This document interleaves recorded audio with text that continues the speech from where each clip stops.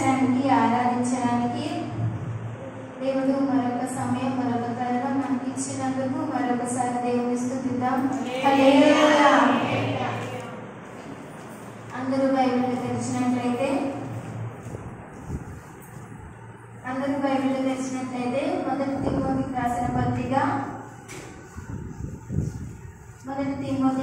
పత్రిక 3వ అధ్యాయము, మొదటి తిమోతికి రాసిన పత్రిక 3వ అధ్యాయము 15వ వచనాన్ని మనం చదువుతున్నాం.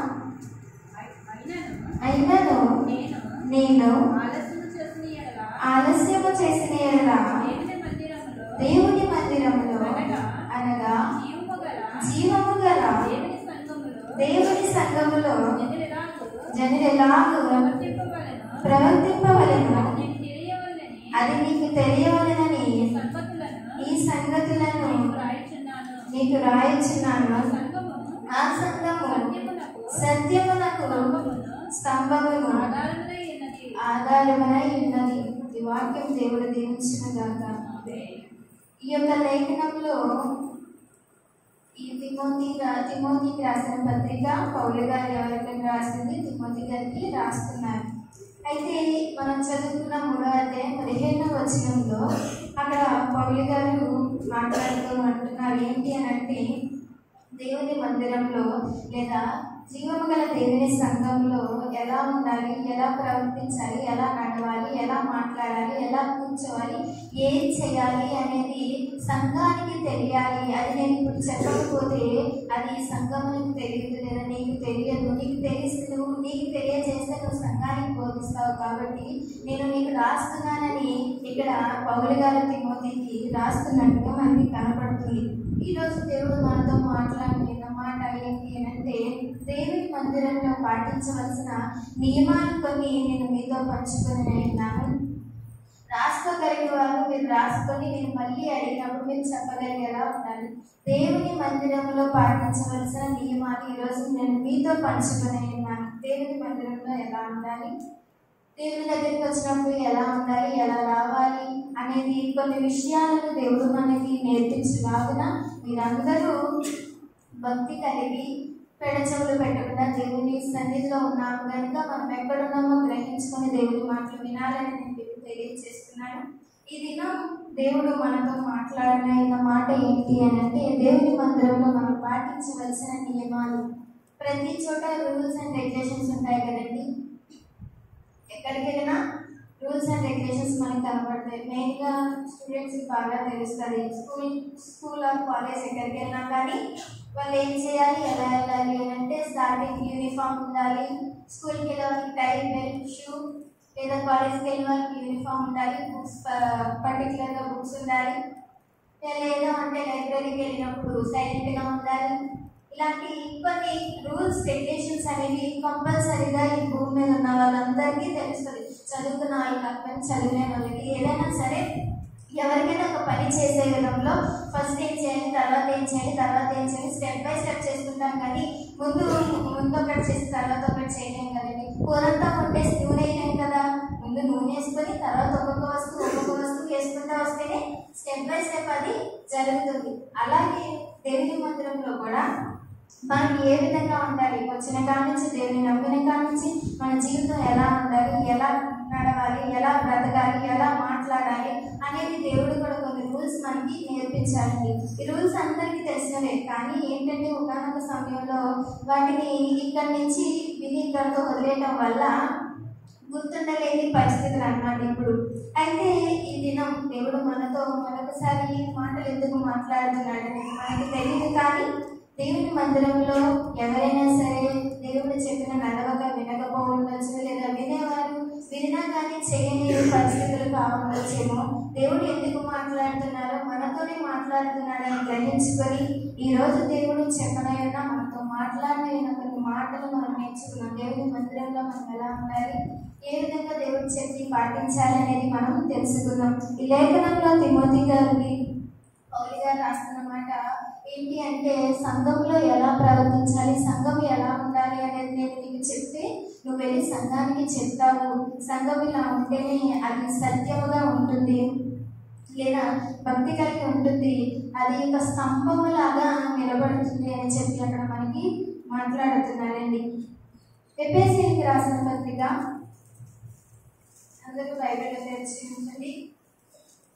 ఎఫెసీయులకు రాసిన పత్రిక 5వ అధ్యాయము 15-16 వచనాలను మనం దినములు చెడ్డవి కనుక మీరు సమయమును పోనీయక సద్వినియోగం చేసుకొనుచు అజ్ఞానుల కాక జ్ఞానుల వలె నడుచుకున్నట్లు జాగ్రత్తగా చూసుకునేది.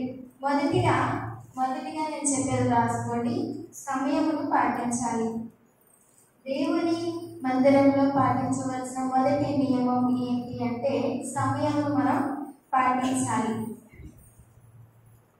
ప్రతి చోట టైం మేనేజ్మెంట్ అనేది చాలా అవసరం. ఎవరికైనా సరే, అది ఎలాంటి వాళ్ళైనా సరే టైం అనేది చాలా ఇంపార్టెంట్ అన్నమాట.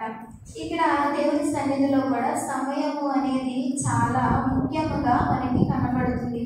సమయమును ఎలా చూడాలి, లేదా మనం వచ్చే మందిరం ఆదివారం కానీ లేదా క్రమగొడుగులు కానీ ఏ టైం స్టార్ట్ చేస్తున్నారు, మనం ఏ టైంలో ఉన్నాము అనేది మనం ఒకసారి ఆలోచించాలి. 11 గంటలకు స్టార్ట్ చేస్తున్న ప్రార్థనకి మనం 10 నిమిషాల తక్కువ 11 గంటలకు ఉంటున్నామా, లేదు అంటే 10 నిమిషాల కంటే ఎక్కువ ఉంటున్నామా తక్కువ ఉంటున్నామా అనేది మనం జ్ఞాపకం చేసుకోవాలి. 11 గంటలకు మన ప్రార్థన అయితే కనీసం 5 నిమిషాలు కానీ 10 నిమిషాలు కానీ ముందు మనం అందరం నిండిపోయి దేవునికి ఈరోజు జరగబోయే ఆరాధన కొరకు ప్రార్థన చేస్తూ ఉండాలి. కానీ సంఘం ఎలా ఉందంటే, ఇక్కడనే కాదు ప్రతి చోట పాటలు ఎప్పుడు వినే పాటలే కదా, పాటలయ్యాకి వెళ్ళొచ్చులే, ఆరాధన ఎప్పుడు చేస్తున్నాం కదా, ఆరాధనకి ఎప్పుడు ఆరాధన అయ్యాకి వెళ్ళొచ్చులే, వాక్యం అంటే ఏదో ఒకటి చెప్తారు కదా పాస్టర్ గారు, వినాలి కాబట్టి ఆరాధన ఎప్పుడు వాక్యం 11 గంటలకు స్టార్ట్ అయ్యింది, ఇంటికాడ నుంచి 2 గంటలకు స్టార్ట్ అయినా 10 నిమిషాలు ఇక్కడికి వచ్చేస్తాం, 1:10కి మందిరంలో కూర్చుంటాం. ఇదానికి సమయం. ప్రార్థన ఏ టైంకి మనం ఏ టైంకి వస్తున్నాం అనేది మనం ఆలోచించాలి. సమయం చాలా తక్కువగా ఉందని మనకి కనపడుతుంది. ఇక్కడ వాక్యంలో దినములు చెడ్డవి కనుక మీరు సమయమును పోనీయక సద్వినియోగం చేసుకోవాలని మనకి దేవుని వాక్యం సెలవిస్తుంది. రోజులు ఎలా ఉన్నాయంటే మంచి రోజుల్లో లేవని దేవుడు మనకి చెప్తున్నాడు. అందరూ చెప్పే మాటే, అందరి సేవకుల నుండి, అందరి సువార్థికుల దగ్గర నుంచి, పరిచర్య చేసే వాళ్ళ నోట అన్నిటి నుండి, వాట్సాప్ స్టేటస్లోనూ పాటల్లోనూ ఈ యొక్క మాట మనం చూస్తూనే ఉంటాం. కానీ దాన్ని గ్రహించగలిగిన మనసు మాత్రం దాన్ని మనం పెట్టలేము. ఆ వాక్యం వచ్చినప్పుడు చూసి చదివి వెళ్ళిపోతాం, ఒకే టైం ఓకే అయిపోయింది, పాట అమ్ముక పాడేసి మనం వెళ్ళిపోతాం. కానీ అది ఎందుకు ఉంది అని మనం ఆలోచించిన వారిగా ఉన్నట్లయితే దేవుడు మనతో చెప్తున్నారు ఏంటి అంటే, రోజులు అసలు బాగాలేదు, సో మీరు ఎలా ఉండాలి అని అంటే దేవుడిని కనిపెట్టిన వారిగా, టైంని ఉపయోగించుకున్న వారిగా మనం ఉండాలని చెప్పి దేవుడు మనతో చెప్తున్నాడు. సమయాన్ని సద్వినియోగం చేసుకోవాలని మనకి కనబడుతుంది. సద్వినియోగం చేసుకోవాలి, దాన్ని యూజ్ చేసుకోవాలి, అంతేగాని వేస్ట్గా యూజ్ చేసుకోకూడదు. ఇప్పుడు మనం దేవునికి ఇవ్వవలసిన సమయం ఏదైతే ఉందో, మార్నింగ్ లేవగానే ప్రొద్దున అందరం లేస్తాం. లేచిన తర్వాత మనం చేయవలసిన పని ఏంటి అంటే, దేవునికి ఇస్తున్నామా సమయము అనేది మనం ఆలోచించాలి. లేస్తాము, లేవగానే మన పనులు చూసుకుంటాము, ఇంట్లో వాళ్ళకు వండి పెడతాము, క్యారేజ్లు కడతాము, అయిపోయింది. అక్కడ దేవుని సమయం ఎవరికి ఇచ్చి ఉన్నారు మీరు అని అంటే, మీ ఇంట్లో వాళ్ళకి ఇచ్చి ఉన్నారు, నువ్వు చేసుకోవాల్సిన పనులకి ఇచ్చి ఉన్నావు, కానీ దేవునికి ఇచ్చిన వాడిగా మనం కనబడట్లేదు. నైట్ పడుకోవడానికి బెడ్ ఎక్కేస్తాం ముందే మనం. అయితే ఆ బెడ్ ఎక్కే టైంలో ముందు మన సమయం ఎవరికి ఇస్తున్నాం? టీవీ చూసి, ఫోన్లు చూసి బెడ్ ఎక్కుతున్నామా, లేదు అనేది ప్రార్థన చేసుకొని బెడ్ ఎక్కుతున్నామా అనేది మనం జ్ఞాపకం చేసుకోవాలండి. సమయం చాలా పొదువుగా ఉంది, సమయం అనేది చాలా అవసరంగా ఉంది. సమయము ఎక్కడ ఎలా వెళ్తుందంటే, ఇప్పుడు కనురెప్పేసేలోపు 2 గంటలు ఒక రోజు గడిచిపోయే విధంగా అంత త్వరగా సమయం అనేది పరిగెత్తుకొని వెళ్ళిపోతుంది. అసలు ఇప్పుడు చూసిన మనిషి ఇప్పుడు ఉంటారా, తర్వాత ఒక రెప్పేసేలోపు కనిపిస్తారా లేదా అనేది తెలియని పరిస్థితి అంత వేగంగా వెళుతుంది. అందరూ మాట్లాడుకునేదే ఏంటి, ఇప్పుడే కదా మొన్నే కదా న్యూ ఇయర్ చూసాం, మళ్ళీ కొత్త సంవత్సరం వచ్చేసిందని మనం అనుకోలేదా? అందరం అనుకుంటాం, మొన్నే కదా క్రిస్మస్ అయింది, మొన్నే కదా న్యూ ఇయర్ అయింది, లేదా మొన్నే కదా మన ఇంట్లో ఇది జరిగింది, అప్పుడే సంవత్సరం తిరిగి వచ్చేసింది అని. అది ఎంత త్వరగా వెళుతుంది అనేది మనం ఆలోచిస్తే దేవుని రాకడ అంత త్వరగా ఉందని, మనం దానికి అంత దగ్గరలో ఉన్నామని మనం ఆలోచించుకున్న వారుగా ఉండాలి. మొదటిగా దేవుని మందిరంలో దేవుడు మనకి చెప్పినది లేదా దేవుడు పాటించమన్నది ఏంటి అంటే, మందిరానికి వస్తున్న మనము క్రైస్తవులమైన మనకు సమయం అనేది చాలా ఇంపార్టెంట్ అండి. సమయం అనేది చాలా తక్కువగా ఉంది. దాన్ని ఎలా అంటే మంచిగా యూజ్ చేసుకోమన్నారు కానీ చెడుగా యూజ్ చేసుకోమని దేవుడు మనకి చెప్పలేదు. ఎలా అజ్ఞానుల వలె కాకుండా జ్ఞానుల వలె చూడాలండి. జ్ఞానులు ఎలా అంటే వారు టైంని పాడు చేసుకోరండి. ఎక్కడికక్కడ ఈరోజు ఏం చేయాలి, ఈ రోజుకి ఒక షెడ్యూల్ పెట్టుకుంటారు. ఈ రోజు ఇది అయిందా, ఇది అయిందా, ఇది అయిందా, ఇది అయిందా, చక్కగా వాళ్ళు పనులు పూర్తి చేసుకుంటారు. రేపటికి ఏం చేసుకోవాలో మళ్ళీ ఒక షెడ్యూల్ పెట్టుకుంటారు రేపటి కోసం, ఈ రోజు కోసం. అది ఎవరి లక్షణం అంటే జ్ఞానుల లక్షణం. ఈ రోజు మార్నింగ్ లేచామా, ప్రార్థన చేస్తున్నామా, వాక్యం చదివామా, పని చేస్తున్నామా, మధ్యాహ్నం భోజనం చేసాము, మళ్ళీ సాయంత్రం అయిందా, మళ్ళీ దేవుడికి సమయం ఇచ్చామా, పడుకున్నామా, లేచాం. ఇది ఒక షెడ్యూల్ అనమాట. ఈ షెడ్యూల్ మొత్తంలో మనం దేవుడికి ఇచ్చే టైం ఎక్కడుంది, ఎంతవరకు ఉందనేది మనం ఆలోచించాలి. మనం ఏ విధంగా నడుచుకోవాలంటే జ్ఞానుల వలె మనము కూడా మన సమయాన్ని వృధాగా గడపకుండా అజ్ఞానుల వలె కాకుండా జ్ఞానుల వలె ఉండమని దేవుడు మనతో మాట్లాడుతున్నారండి. ఈ దినము దేవుని మందిరానికి వస్తున్న మనము, దేవుని నమ్ముకున్న మనము, క్రైస్తవులమైన మనము మొదటిగా దేవుడు చెప్పిన నియమము లేదా దేవుడు పాటించమంటున్న ఒక రూల్ ఏంటి అని అంటే సమయాన్ని పాటించాలని దేవుని వాక్యం మనకి సెలవిస్తుంది. సామెతల గ్రంథము 3వ అధ్యాయం 35వ వచనాన్ని మనం చదువుతున్నాం. 3వ అధ్యాయము 35వ వచనాన్ని చదువుతున్నాం. జ్ఞానులు ఘనతను స్వతంత్రించుకుందురు, బుద్ధిహీనులు అవమానవంతులందరూ. ఇక్కడ చూడండి, జ్ఞానవంతులు ఎలా ఉన్నారు, బుద్ధిహీనులు ఎలా ఉన్నారు. జ్ఞానవంతులు అక్కడ మనకి సమయం సద్వినియోగం చేసుకోవచ్చు, అజ్ఞానుల వలె కాక జ్ఞానుల వలె నడుచుకోమని మనకి ఎఫెసీయులకు రాసిన పత్రికలో కనబడుతుంది. అయితే ఆ జ్ఞానులు ఎవరు, ఆ అజ్ఞానులు ఎవరంటే ఈ జ్ఞానులు ఎలా ఉంటారు అని అంటే చూడండి, మనకి సామెతల గ్రంథం 3వ అధ్యాయం 35వ వచనంలో కనబడుతుంది. జ్ఞానులు ఘనతను స్వతంత్రించుకుంటారు. జ్ఞానులు ఎలా ఉంటారంటే వారి బుద్ధిని, వారి నడవడికను, వారి యొక్క టైంని ఏదైనా సరే జాగ్రత్తగా చూసుకొని వారు ఏం చేయాలి అనేది ఆలోచించుకొని వారు నడుస్తారు. కాబట్టి వారికి ఏమొస్తుందండి, ఘనత అనేది వస్తుందంటారు. ఈ అజ్ఞానులు ఎవరైతే ఎలా ఉంటారని కింద చూడండి, బుద్ధిహీనులు ఎవరైతే ఉన్నారో వీళ్ళే అజ్ఞానులు అనమాట. వారు అవమానపరుతులు అవుతారంటారు. ఈ అజ్ఞానులు ఎలా ఉంటారు, ఏం చేస్తారు అని అంటే వాళ్ళు వాళ్ళ టైంని ఏ విధంగా వాడుకుంటున్నారంటే వేరే వేరే చోట్లకు, ఏవేవో పనులకు, అవసరం లేని వాటిలకు, ముచ్చట్లకు, వాటికి వీటికి, చాటీలకు, వీటికి వాళ్ళ సమయం ఇస్తున్నారు. కాబట్టి వారికి ఏం జరుగుతుంది అని అంటే అవమానం అనేది జరుగుతుందని మనకు వాక్యంలో సెలవిస్తున్నారు. ఇది నా సమయంలో పాటిస్తున్న మనము ఏ విధంగా ఉన్నాము, సమయంలో పాటించకుండా ఉన్న మనం ఏ విధంగా ఉన్నాము ఇక్కడ మనకి కనబడుతుందండి. అక్కడ అజ్ఞానుల వలె కాకుండా జ్ఞానము కలిగిన వారిగా ఉండమని దేవుడు చెప్తున్నాడు. ఇక్కడ సామెతల గ్రంథంలో ఆ జ్ఞానులు ఎలా ఉన్నారు, ఆ అజ్ఞానులు ఎలా ఉన్నారని మనకి తెలుస్తుంది. అలాగే ఇదే సామెతల గ్రంథం 15వ అధ్యాయం 14వ వచనంలో కూడా మనకి కనపడుతుంది. చూడండి, జ్ఞానులు బుద్ధిహీనుల గురించి 15వ అధ్యాయం 14వ వచనాన్ని చదువుకున్నాం. బుద్ధిమంతుని మనస్సులు జ్ఞానమును వెలుగును, బుద్ధిహీనుల మూఢత్వము భుజించెదరు. చూడండి, బుద్ధిమంతులు ఎలా ఉంటారంటే జ్ఞానం కలిగిన వారు ఎలా ఉంటారు, జ్ఞానం లేని వారు ఎలా ఉంటారంటే బుద్ధిమంతుల మనసు జ్ఞానమును వెలుగుతుందంటే బుద్ధిమంతుగా లేదా మంచిగా ఉన్న వాళ్ళ మనసు జ్ఞానం ఎక్కడ ఉంటుందో, జ్ఞానం కలిగి ఎలా నడవాలో, జ్ఞానం కలిగి ఎలా నడుచుకోవాలో, ఎలా మాట్లాడాలనేది దానికోసం వారు వెతుకుతారంట. ఈ బుద్ధిహీనులు ఎవరైతే ఉన్నారో వారు మూఢత్వం కలిగి, వారు ఎప్పుడు పాపం వైపు, పాప అలవాట్ల వైపు లేదా పాప ఆలోచనల వైపు, పనికిరాని వైపు వారు వెళుతూ తిరుగుతూ వాటి కోసమే ఆశపడుతూ ఉంటారని మనకి ఇక్కడ కనపడుతుందండి.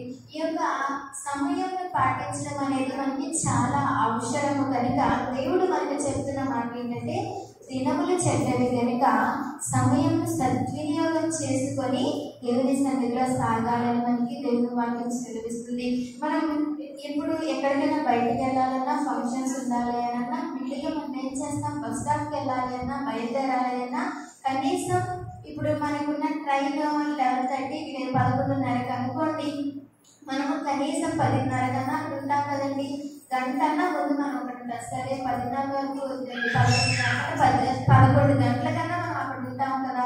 తక్కువలో తక్కువ చూసినా మనం ఆ ట్రైన్ మిస్ అవ్వకుండా ఉండటానికి లేదా బస్సు మిస్ అవ్వకుండా ఉండటానికి ముందే మనం టైం గుర్తుపెట్టుకొని కానీ టైం ఎప్పుడు అయింది, టైం ఎప్పుడు అవుతుంది, టైం ఎప్పుడు అవుతుందని అంత మాటలు చూసుకుంటూనే ఉంటాం. దాని వైపు చూస్తూనే ఉంటాం. ఇంకా వస్తుంది టైం దగ్గర పడే కొద్దీ ఆ ట్రైన్ ఎక్కడానికి, బస్సు ఎక్కడానికి మనం ఎంత ఆతృత కలిగి ఉంటామో, ఎంత ఆశ కలిగి మనం చేరాలి అనుకున్న గమ్యం కొరకు ఎదురు చూస్తామో, అదే విధంగా దేవుని పిల్లలమైన మనము మందిరానికి రావాలన్నా, దేవుని పని చేయాలన్నా, దేవుని పనిలో తోడ్పడాలన్నా, క్రమాలు పోగొట్టుకోకుండా రావాలి అన్నా, అలానే సమయంలో కూడా మనం ఎప్పటికప్పుడు చూసుకుంటా ఉంటాం. ఈరోజు ఏ వారం, ఈరోజు ఏం తారీఖు, లేదా ఈరోజు టైం ఎంత అయింది, టైంకి ఏముంది, ఆదివారం 11 గంటలకు ప్రార్థన ఉంది, శనివారం 7 గంటలకు ప్రార్థన ఉంది, మంగళవారం 7 గంటలకు ప్రార్థన ఉంది, ఇలా ఆన్లైన్ ప్రేయర్ ఉంది. ఆ రోజు ఎప్పుడు వచ్చింది, ఆ టైం ఎప్పుడు ఉంది, ఎంత టైం ఉంది, దానికి మనం ఆశ కలిగిన వారిగా ఉండాలని దేవుని వాక్యం మనకి సెలవిస్తుంది. కానీ మన ఆశ వేటి మీద ఉంది అని అంటే, మనం వెళ్ళాల్సిన గమ్యం చుట్టాలంటే కావచ్చు, ఫంక్షన్లు కావచ్చు, దాని మీద అయితే చాలా ఎక్కువ ఆశ ఉంది. మీకైనా మాకైనా సరే దాని మీద ఉంటుంది. ఎందుకంటే అక్కడికి వెళ్ళాలి, అందరితో మాట్లాడే, అక్కడికి వెళ్ళి అందరినీ కలిసి నేను అనుకున్న పని జరగాలి లేదా అందరితో ఉండాలి. ఆ ఫంక్షన్లో నేను కూడా ఏం చేయాలి, హాజరవ్వాలి, వాళ్ళతో పాల్పంచుకొని అందరితో సంతోషంగా గడపాలని అందరూ అనుకుంటారు. కాదనట్లేదండి, మనం వాటికి వెళ్ళాలి. కానీ వాటికి ఇచ్చే ఇంపార్టెన్స్ కంటే, దానికి ఇచ్చే ఎక్కువ ప్రాధాన్యత కంటే మనం ప్రాధాన్యత ఎవరికి ఇవ్వాలంటే దేవుని మందిరానికి రావడానికి, సమయానికి ముందే దేవుని మందిరంలో ఉండటానికి మన ఇంపార్టెన్స్ అనేది ప్రార్థనకు ఇవ్వాలని దేవుడు మనతో మాట్లాడుతున్నాడు. మీరు వెళ్ళాల్సిన చోట్లకి, మీరు వెళ్ళాల్సిన ఫంక్షన్లకి వెళ్ళొద్దని మాత్రం ఎవరు పిల్లలు చెప్పలేదు. కానీ వాటికి ఇచ్చే ఇంపార్టెన్స్ ఎలా ఉంది, దేవుని మందిరానికి ఇచ్చే ఇంపార్టెన్స్ ఎలా ఉంది అనేది మనం ఆలోచించుకోవాలి. ఒకసారి మీరు ఆలోచించండి, నిజంగానే నేను వాటికి ఇచ్చే దానికంటే దేవుని మందిరానికి ఇస్తున్నానా అని మిమ్మల్ని మీరు ప్రశ్నించుకోగలిగితే అప్పుడు మీరు ఏం చేస్తున్నారు అనేది మీకు అర్థమవుతుంది. రెండవదిగా ఎఫెసీయులకు రాసిన పత్రిక 5వ అధ్యాయము, ఎఫెసీయులకు రాసిన పత్రిక 5వ అధ్యాయము 19వ వచనాన్ని మనం చదువుకున్నాం. 5వ అధ్యాయము 19వ వచనం, ఒకరినొకడు కీర్తనలతోనూ సంగీతములతోనూ ఆత్మ సంబంధమైన పాటలతోనూ హెచ్చరించుచు మీ హృదయములలో ప్రభువును గురించి పాడుచు కీర్తించుచు. రెండవదిగా దేవుడి మందిరంలో పాటించవలసిన నియమం ఏంటి అంటే, అందరితో కలిసి పాడి ప్రభువుని స్తుతించి మహిమపరచాలి అని దేవుడు మనకి సెలవిస్తున్నాడు. రెండవదిగా మనం ఏం చేయాలి అంటే, అందరితో కలిసి పాడాలి, దేవుడిని మహిమపరచాలి, దేవుని స్తుతించాలని దేవుడు మనతో చెప్తున్నాడు. మందిరానికి వస్తాం. ఇప్పుడు వరకు మనం ఏం చూసాం, ముందుగా టైం పాటించాలనేది ఫస్ట్ రూల్ కింద మనం నేర్చుకున్నాం. ఓకే, టైంకి వచ్చేసాం. టైంకి వచ్చిన సెకండ్ మనం ఏం చేయాలి ఇప్పుడు అని అంటే, పాటలు పాడాలి కదండి. రాగానే అదే కదా మనం చేసేది. వస్తారు పాస్టర్ గారు సంఘస్థలో ఎవరు ప్రార్థన ప్రారంభిస్తారు, ప్రారంభ ప్రార్థన చేస్తారు. నెక్స్ట్ చేసే పనికి మనం మందిరంలో చెప్పాలి, అందరూ మాట్లాడాలి, గట్టిగా అందరూ మాట్లాడాలి. ఇప్పుడు మిమ్మల్ని పాట పాడమంటలేదండి, మాట్లాడమని చెప్తున్నాను నేను. నెక్స్ట్ చేసేది ప్రారంభ ప్రార్థన తర్వాత మనం చేసేది ఏంటి, పాటలు పాడాలి కదండి. ఇప్పుడు పాటలు పాడటం వరకు వచ్చాడు దేవుడు, ముందు మందిరంలోకి వచ్చాడు, తర్వాత మన సమయం చూశాడు. మనం చక్కగా సమయానికి ముందే దేవుడి మందిరానికి వచ్చేసాం అనమాట. ఇప్పుడు సమయానికి ముందే మనం వచ్చి కూర్చోగానే దేవుడు ఇంకొకటి చేయమని మనకి చెప్తున్నాడు. సెకండ్ వన్ ఏంటి అని అంటే, ఇప్పుడు మీరు పాటలు పాడాలి. ఓకే, ప్రారంభ ప్రార్థన పాస్టర్ గారు మీరు ప్రారంభించేమని దేవుడు చెప్పగానే ఆయన ప్రారంభించేశారు. అమ్మ మీరు ఎత్తుకోండి కానీ పాస్టర్ గారు ఎత్తుకోండి అని పాటలు ఎత్తుకున్నారు. ఒకరు నిలబడి పాటలు ఎత్తుకుంటారు. పాస్టర్ గారే కావచ్చు, సంఘస్థులే కావచ్చు, పాస్టర్ గారి బిడ్డలే కావచ్చు, ఎవరైనా కాదు పాటలు పాడటం వరకు దేవుడు మనల్ని నడిపించాడనమాట. ఇప్పుడు అయితే ఈ పాటలు పాడటం ఏ విధంగా మనం పాడాలి, ఏ విధంగా ఉండాలి అని దేవుడు మనకి ఎఫెసీయులకు రాసిన పత్రిక 5వ అధ్యాయం 19వ వచనంలో మనకి కనబడుతుందండి. మరొకసారి చదవండి. ఒకరినొకడు కీర్తనలతోనూ సంగీతములతోనూ ఆత్మ సంబంధమైన పాటలతోనూ హెచ్చరించుచు మీ హృదయములలో ప్రభువును గూర్చి పాడుచు కీర్తించుచు. చూడండి ఏ విధంగా పాడాలి అనేది ఈ లేఖనంలో మనకి కనపడుతుంది. దేవుడిని గూర్చి మనం పాడాలి, దేవుడిని మహిమపరిచే విధంగా పాడాలి, దేవుడిని కనపరిచే విధంగా పాడాలని మనకి ఒక లేఖనంలో కనపడుతుంది. రెండవదిగా మనం ఏమనుకున్నాం, అందరం కలిసి దేవుని స్తుతిస్తూ కనపరుస్తూ పాటలు పాడాలని దేవుడు మనకి చెప్తున్న రెండవ రూల్ అనమాట, రెండవ నియమం. అయితే మనం పాటలు పాడతాం, మైక్ తీసుకుంటాం, ఒక పాట ఎత్తుకుంటాం. పాట ఎత్తుకోగానే ఏ విధంగా అంటే సంఘస్థులకి ఆ రోజు ఆనందంగా వచ్చారనుకోండి, ఇంట్లో ఏం బాగా లేదు, కష్టం లేదు, చక్కగా హ్యాపీగా వచ్చి కూర్చోగానే చప్పట్లు మోమని వెళ్ళండి, ఇక్కడి నుంచి అవ్వాలి చివారి పడతారు, అంత ఆనందం ఉంటారు. కాబట్టి లేదనుకోండి ఇంట్లో పెద్ద ఫైటింగ్ అయినా లేదా ఇంట్లో పిల్లలు మాట్లాడకపోని ఆ రోజు మన మనసు బాగోకొని ఇక్కడి నుంచి ఇక్కడ కూడా చేయగలరు. ఆ విధంగా మనం పాటలు పాడతాం అన్నమాట. ఇది దేవుడు మనతో చెబుతున్న మాట. ఏ విధంగా మనం పాటలు పాడాలి, దేవుని స్తుతించాలి, మహిమపరచాలి అని అంటే అందరూ కలిసి దేవుని స్తుతించిన వారిగా పాటల ద్వారా ఒకరినొకరు హెచ్చరించుకుంటూ పాట పాడాలండి. ఇప్పుడు ఒక పాట పాడటం ప్రారంభించారనుకోండి పాస్టర్ గారు, పాటలో ఉన్న పరమార్థం ఏంటి అనేది మనం గ్రహించుకోవాలి. ఆ పాట ఎత్తుకోగానే, పాస్టర్ గారు ఎత్తుకోగానే ఆ పాట ద్వారా మనం ఆమె మనల్ని ఏం చేస్తున్నారు అంటే హెచ్చరిస్తున్నారు. ఆ పాటలో ఉన్న పరమార్థం గ్రహించి ఈ యొక్క పాట ప్రారంభం ఇలా ఉంది, ఈ వర్డ్ ఇలాగా అంటే మన పరిస్థితులు ఇలా ఉన్నాయా, లేదా మనకి బాధ ఉంది కాబట్టి దేవుడు మనల్ని నెమ్మదిపరచడానికి పాట పాడుతున్నారు, ఇవన్నీ గ్రహించుకొని ఒకరికొకరు కలిసి ఆనందంగా దేవుని మహిమపరిచినట్లుగా ఉండాలి. మనం పాడే పాటలు దేవుని గణపరిచే విధంగా, మహిమపరిచే విధంగా, దేవుణ్ణి సంతోషపెట్టే విధంగా ఉండాలి. కానీ దేవుణ్ణి బాధ పెట్టేవారిగా, పాట పాడుతున్న వారికి నీరసం వచ్చేలాగా లేదా వింటున్న వారికి నీరసం వచ్చేలాగా మనం ఉండకూడదండి. ఇది నా దేవుడు మనతో చెప్తున్న మాట ఏంటి అంటే అందరము కలిసి దేవుని నామాన్ని ఘనపరచాలి, దేవుడిని స్తుతించాలి, పాటల ద్వారా ఆయన స్తుతించాలి అని దేవుడు మనకి తెలియజేస్తున్నాడు. అయితే మనం ఏ విధంగా ఉండాలి అంటే అందరం ఒకరు పాట ఎత్తుకోగానే వచ్చిన పాట ఎత్తుకుంటారు. మన మందిరంలో కంపల్సరీ అందరికి వచ్చిన పాటలే ముందు ప్రాముఖ్యత ఇచ్చేది. అందరికి వచ్చిన పాటలే పాడతాం. అందరికి వచ్చిన పాటలు ఎత్తుకోగానే కూర్చున్న మనందరం కూడా చక్కగా రెండు చేతులు కలుపుతూ చప్పట్లు కొడుతూ మనకున్న స్వరం ఎంతవరకు ఉంటే అంతవరకు కూడా మనం నోరు తెరిచి పాడటం వల్ల మనకి ఏమి కాదని, మన నోరు పాడవద్దు లేదా మైక్ పట్టుకున్న వారికి ఏ డిస్టర్బెన్స్ ఉండదు.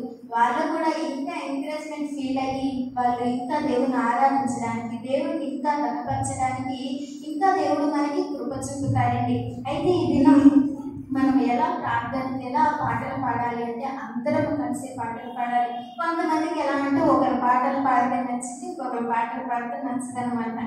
నేను పాటలు పాడాను అనుకోండి, కొంతమంది చప్పట్లు పడరు, ఎందుకంటే నచ్చదు కాబట్టి నేను పాట పాడతాను. ఇంకొకరు పాటలు పాడారు అనుకోండి నచ్చింది, ఎందుకంటే వాళ్ళు పాటలు పాడటం ఇష్టం కనుక వాళ్ళు అప్పుడు చప్పట్లు కొడతారు. అది పాట నచ్చిన వారిని బట్టి. ఇంకొకరు మనుషులు నచ్చకుండా ఉంటారు అనమాట. ఆ మనిషి మాట్లాడినా పాట పాడి ఏం చేయలేమండి, నాకు అనవసరం కాబట్టి నేను చప్పట్లు కొట్టను, దేవుడిని ఆరాధించకపోయినా పోలే, నాకేముంది నెక్స్ట్ పాటగా ఆరాధించాలని అనుకుంటారేమో తెలియదు. కానీ ఆ మనిషికి నచ్చకపోయినా కానీ చప్పట్లు కొట్టని కొంతమంది, పాట పాడని కొంతమంది, పెదాలు తెరవని కొంతమంది అన్నమాట. ఇక్కడ అన్ని చోట్ల అలానే ఉన్నారు. మనుషులు ఏ విధంగా మారారు అని అంటే దేవుడిని ఆరాధించడానికి మనుషులు ఎదురు పెట్టుకొని ఆ విధంగా వారి ప్రవక్తను ప్రవర్తిస్తున్నారు. ఇదంతా దేవుడు చూస్తున్నాడండి. మనం నడిచే ప్రతి నడవడిక, మనం తాగే నీరు, తినే తిండి, ప్రతి ఒక్కటి దేవుని దగ్గరికి వెళ్తుంది, దేవుని సన్నిధిలోకి వెళ్తుంది. కనుక మనము మనుషుల కోసం మందిరానికి రాలేదు, పాస్టర్ గారి కోసం మందిరానికి రాలేదు, పాస్టర్ గారి కోసం మందిరానికి రాలేదు. ఎవరి కోసం వచ్చామంటే దేవుని కోసం వచ్చాం. నీ గురించి వచ్చావు. నువ్వు దేవుని నమ్మావు కనుక, దేవుని రక్షించుకున్నాడు కనుక దేవుని సువార్తను ప్రకటించాలని, లేదా దేవుణ్ణి ఆరాధించాలని, దేవుని సన్నిధి ఎదగాలని, పరలోక రాజ్యంలో నేను కూడా ఉండాలని ఆశతో నువ్వు రోజు మందిరానికి వస్తున్నావు. కానీ ఈ మనిషి గురించి ఆ మనిషి గురించి నువ్వు రావట్లేదు. కనుక మనము ఎవరు ఏ పాట పాడినా, ఎలాంటి పాట పాడినా కానీ అందరం కలిసి దేవుని ఆరాధించాలి. ఒకళ్ళే మన మందిరంలో కూర్చొని ఒకరి పాట పాడుకొని మిగిలిన వాళ్ళందరూ సైలెంట్ గా కూర్చుంటే ఆ పాట దేవునికి మహిమకరంగా ఉంటుందంటారా? లేదు, నేను ఇక్కడ కూర్చొని మైకి పట్టుకొని కొంతారా నా గొంతు పోయే వరకు నేను పాట పాడుతూ ఉన్నా, మీరందరూ ఒక్కరు కూడా ఏ శబ్దం లేకుండా ఇన్స్ట్రుమెంట్స్ వాయించే వాళ్ళతో సహా కాముగా అలా కూర్చుంటే ఏమైనా ప్రయోజనం ఉందంటారా? దేవునికి ఏమైనా దానివల్ల మహిమ కలుగుతున్నాయి అంటారా అంటే లేదండి.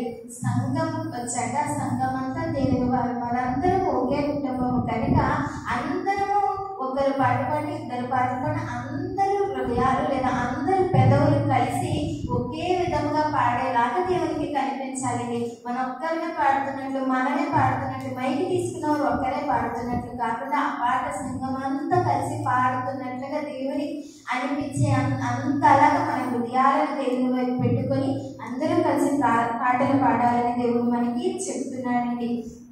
కొలస్సీయులకు రాసిన పత్రిక ఇదే మాటలు మనం అందులో కూడా చూస్తాం. కొలస్సీయులకు రాసిన పత్రిక 3వ అధ్యాయము 16వ వచనాన్ని మనం చదువుకున్నాం. 3వ అధ్యాయం 16వ వచనం. సంగీతములతోనూ కీర్తనలతోనూ ఆత్మ సంబంధమైన పద్యములతోనూ ఒకరికొకరు బోధించుచు బుద్ధి చెప్పుచు కృప సహితముగా మీ హృదయములలో దేవుని గురించి గానము చేయుచు సమస్త విధములైన జ్ఞానముతోనూ క్రీస్తు వాక్యము మీలో సమృద్ధిగా నివసింపనియండి. చూడండి, ఇక్కడ మన ఎఫెసీయులకు రాసిన పత్రికలు ఏదైతే చదివామో ఇలా కొలస్సీయులలో కూడా మనకు అదే కనిపిస్తుంది. ఒకరినొకరు పాటల ద్వారా దేవుడిని ఘనపరచాలి అని చెప్పి మనకి ఇక్కడ కనపడుతుంది. మనము దేవుని మందిరానికి రాగానే సమయం పాటించాలని, రెండవదిగా అందరము కలిసి దేవుని స్తుతించాలి, దేవుని ఘనపరచాలి, దేవుని ఆరాధించాలి, దేవుని మహిమపరచాలని దేవుడు మనకి చెబుతున్నాడండి. మనము పాడే పాట లేదా మనం కొట్టే చప్పట్లు అన్ని ఇక్కడికి వచ్చిన కానించి అవన్నీ దేవునికి చెల్లుతాయి. కానీ మనిషికి, పాడేవారికి లేదా కొడుతున్న మీకు కాదండి, దేవునికి మాత్రమే ఆ సమస్త మహిమ ఘనత ఏదైనా సరే ఆయనకే చెబుతుందండి. అయితే ఈ దినము దేవుని మందిరంలో ఉన్న నువ్వు పాటలు పాడే సమయంలో నీ హృదయం ఎక్కడ పెట్టుకుని ఉన్నావు, ఏ విధంగా నువ్వు దేవుని స్తుతిస్తున్నావు, ఘనపరుస్తున్నావు, చప్పట్లు కొడుతున్నావు లేదా పాట పాడుతున్నావు అనేది మీరు గ్రహించుకోండి. మూడవదిగా యోహాను సువార్త 4వ అధ్యాయము 24వ వచనాన్ని మనం చదువుతున్నాం. యోహాను సువార్త, దేవుడు ఆత్మ కనుక ఆయన ఆరాధించువారు ఆత్మతోను సత్యముతోను ఆరాధింపవలెను. చూడండి, మూడవదిగా దేవుని మందిరంలో పాటించవలసిన నియమంలో మూడవది. మొదటిగా ఏం తెలుసుకున్నాం మనం? గట్టిగా చెప్పాలి. మొదటిది. రెండవదిగా ఓకే సరే, ఇప్పుడు మూడవదిగా మనం దేవుని మందిరంలో పాటించవలసిన నియమం మూడవదిగా ఏంటి అంటే పూర్ణ హృదయంతో దేవుణ్ణి మనం ఆరాధించాలి. ఈ యొక్క వాక్యంలో మనకి కనబడుతుంది. యోహాను సువార్త 4వ అధ్యాయం 24వ వచనంలో మనకి కనబడుతున్న మాట ఏంటంటే దేవుడు ఆత్మ కనుక ఆయనను ఆరాధించేవారు ఆత్మతోనూ సత్యముతోనూ ఆరాధించాలండి. మూడవదిగా మనం ఏం చెప్తున్నాం? ఫస్ట్ మందిరానికి వచ్చాం, టైంకి వచ్చేసాం. సెకండ్ ఏమైందంటే ప్రార్థన ప్రారంభించగానే పాటలు అందరం కలిసి పాడాం, దేవుని ఘనపరిచాం, స్తుతించాం, మహిమపరిచాం కదండి. ఇప్పుడు మూడవ స్టెప్ మనం ఎక్కబోతున్నాం. 3వ కార్యక్రమానికి వెళ్ళబోతున్నాం. ఎక్కడికి అంటే ఆరాధనలో కదండి. ఆరాధన చేస్తాం కదా మనం ప్రతి వారం. ఈరోజు మీరు అందరూ ఆరాధన చేశారా? అందరూ ఆరాధన చేశారు కదండి. అదే దేవుడు అడిగాడు. 3వదిగా ఏంటి అంటే ఆరాధన సమయంలోకి మనం చిన్నాం కాబట్టి ఇప్పుడు అందరూ లేచి ఆరాధన చేయాలని ఇప్పుడు దేవుడు మనకి చెప్తున్నాడు అనమాట. 3వ నియమం. పాటలు పాడడం బాగానే ఉంది, మీ వల్ల నేను మహిమ పరుచుకున్నాను, మహిమ తెచ్చుకున్నాను, థ్యాంక్ యూ అని చెప్పారు దేవుడు. ఇప్పుడు నెక్స్ట్ ఏంటి అని అంటే మీరు ఆరాధన చేయాలమ్మా, దాని ద్వారా కూడా నేను మీ ద్వారా మహిమ తెచ్చుకోవాలని దేవుడు మనకి చెప్తున్నాడు. 3వదిగా మీరు అందరూ రాసుకున్నట్లయితే పూర్ణ హృదయంతో దేవుని మనం ఆరాధించాలి. ఈ వాక్యంలో మనకి కనబడుతున్న మాట ఏంటంటే ఆత్మతోను సత్యముతోను దేవుని ఆరాధించాలి. ఏ విధంగా అంటే ఆత్మతోను సత్యముతోను దేవుని ఆరాధించాలి అని దేవుడు మనకి చెప్తున్నాడు. ఆరాధన ప్రారంభించినప్పుడు, ఆరాధన చేయడానికి నిలబడినప్పుడు, ఆరాధన చేస్తున్నప్పుడు మన హృదయము ఏ విధంగా ఉండాలి అని మనకి వాక్యంలో కనబడుతుంది. మన ఆలోచన, మన హృదయము కేవలం దేవుని వైపే ఉంచాలి, దేవునితోనే ఉంచాలి. దేవుని ఆత్మ మన మీదకి రావాలి. ఆరాధనలో దేవుని ఆత్మను మనం పొందుకోవాలి. దేవుని అగ్ని మన మీదకి రావాలి, పరిశుద్ధాత్మ మన మీదకి రావాలని అందరూ కోరుకుంటారు కదండి. దేవుని నేను మనస్ఫూర్తిగా ఆరాధించాలి, నా మనసారా దేవుని ఆరాధించిన బాధంతా పోగొట్టుకోవాలి అని చెప్పి చాలా మంది కోరుకుంటారు. అలాగే ఇక్కడ దేవుడు చెప్తున్న మాట ఏంటి అంటే ఆత్మతో సత్యముతో మీరు నన్ను ఆరాధించాలని దేవుడు ఇక్కడ కోరుకుంటున్నాడండి. ఏ విధంగా అంటే మనం నిలబడిన ఆరాధన సమయంలో నిలబడగానే మనం ఆరాధన ప్రారంభం ఏదైతే ఉందో అప్పటి నుంచి కూడా మన హృదయం ఏ విధంగా ఉండాలంటే దేవునిలో నీలమైన వాడిగా, దేవునికి మనల్ని చూడగానే దేవుడు మీరు నాతోనే ఉన్నారు అనిపించే విధంగా మన హృదయం ఆయన వైపు తిప్పుకోవాలి. ఆయన వైపే మన హృదయం ఉంచుకున్న వాడిగా మనం ఉంటే కనుక ఆయన ఆత్మ మన మీదకి వస్తుంది, ఆయన అభిషేకం మన మీదకి వస్తుంది. కాబట్టి అప్పుడు మనం ఆత్మతో ఆయన్ని ఆరాధించగలం. 2వదిగా సత్యముతో అంటే నిజంగా ఆయన్ని మనం ఆరాధించాలండి. ఇప్పుడు కొంతమంది అబద్ధంగా కూడా ఆరాధిస్తారండి. ఊరికే అందరూ ఆరాధిస్తున్నారు కాబట్టి, అందరూ స్థుతిస్తున్నారు, అందరిలోకి ఆత్మ చేస్తుంది కాబట్టి నాలో కూడా రావాలని చెప్పి కొట్టినట్టే కొడతారండి.